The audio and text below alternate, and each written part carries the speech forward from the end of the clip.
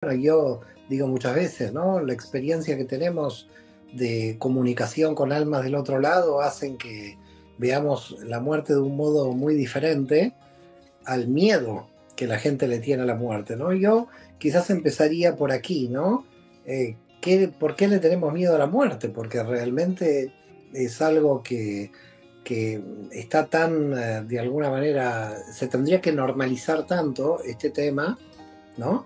Tendría que ser ya parte de nuestra realidad cotidiana, donde todo el mundo quiere esa eternidad ilusoria en el campo de la materia, ¿no?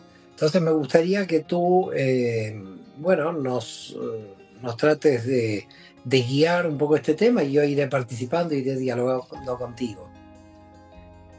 Bueno, gracias por el honor de comenzar. Bueno, primero quisiera contar un poquito lo que he estudiado, lo que he leído sobre eso, y luego también me gustaría contar algunas experiencias personales, algún tema de cerca, porque sí es bueno el conocimiento de los libros, pero cuando hay una experiencia, cuando hay experiencias personales, es diferente, porque ya uno lo ha experimentado. Entonces, más adelante quizás pueda contar alguna experiencia mía o de mi familia.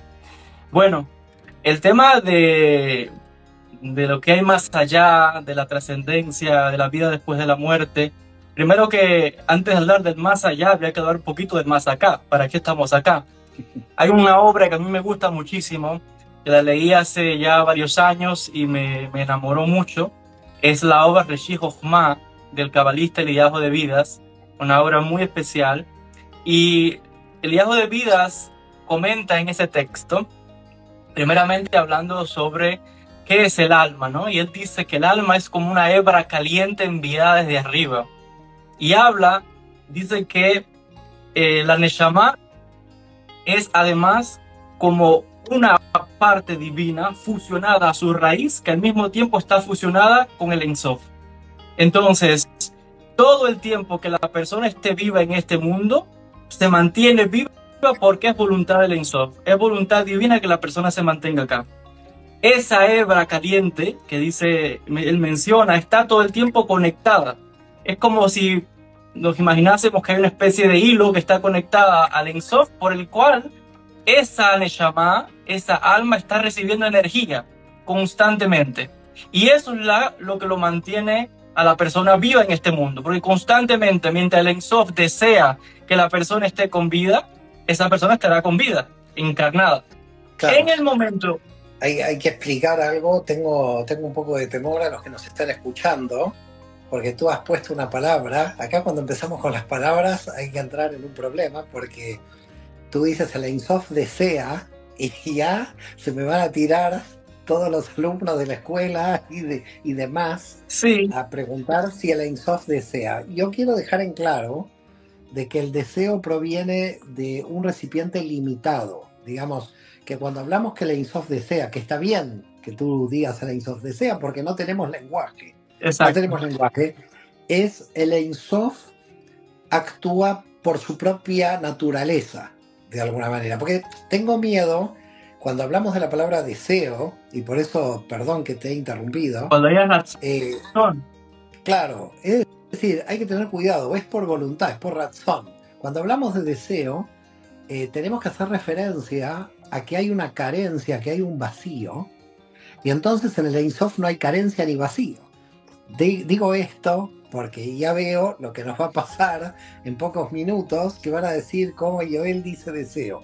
Que entiendan que cuando nosotros decimos, hacemos referencia al Ein Sof en cuanto a alguna característica del Ein Sof, que es infinito, nunca llegamos como a describir absolutamente lo que el Ein Sof está haciendo. Por eso utilizamos más la voluntad, que es Ratzon. Es decir, el Ein Sof no lo hace porque carece de algo, no tiene un deseo porque tiene un vacío, sino que tiene voluntad por su estructura, por su naturaleza. A mí me gustaría dejar claro, ahora sigue, tranquilo, sí, pero quiero frenar porque yo ya me veo que mañana voy a tener en la escuela preguntas que me van a llegar por qué se plantea deseo con el Ein Sof. Sí, gracias por traer ese punto, totalmente. Esta es las dificultades que tenemos en el lenguaje, pero gracias por la por esta aclaración.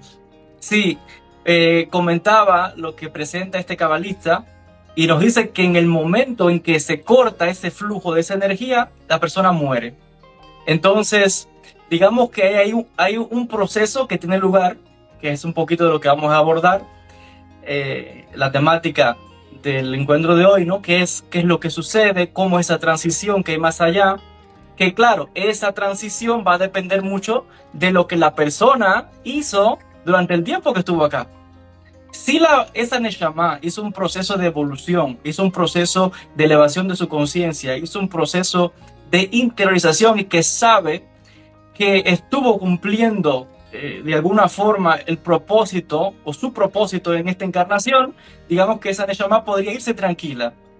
Entonces, aún así, es un momento... bueno, yo no recuerdo la última vez que morí, así que no puedo hablar mucho sobre eso. Por eso lo escribo. Sí lo recuerdo.